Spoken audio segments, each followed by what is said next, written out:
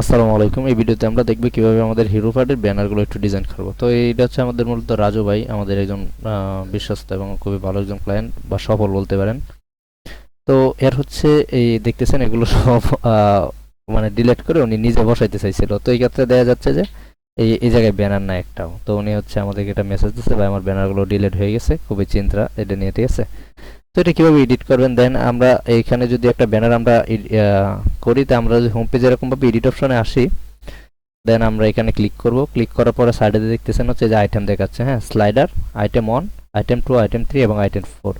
তো item 1-এ click করবেন। যদি আইটেম 1-এ কোনো পিকচার দেন বা মানে ব্যানার দেন, তাহলে আইটেম 1-এ এরকমভাবে ক্লিক করবেন। এই যে এরকমভাবে ক্লিক করার পরে দেখেন আমার এইগুলো এই জায়গায় কিছু ব্যানার বানানো ছিল বা এগুলো ডিলিট করে দিছে, মানে উনি নিজের সব কিছু দেবে এরকম একটা পার্ট। তো আমি এখান থেকে একটা টেস্ট করি। উনি পুরাতন প্রোডাক্ট বিক্রি করে কিন্তু ভালো একজন বিজনেসম্যান। তো হচ্ছে এখানে অনেক ব্যানার আছে, আমরা জাস্ট একটা ব্যানার শো করব বাইরের জন্য।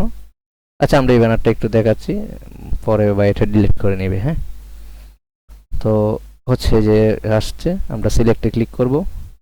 দেন আমাদের এখান থেকে যে জয়টা ব্যানার থাকবে আমরা ওইটাই রাখবো, আর বাকি যে আইটেমগুলো আছে এগুলো যে ক্লজ চেনের মধ্যে ক্লিক করে কেটে দিব, হ্যাঁ, কেটে দিব।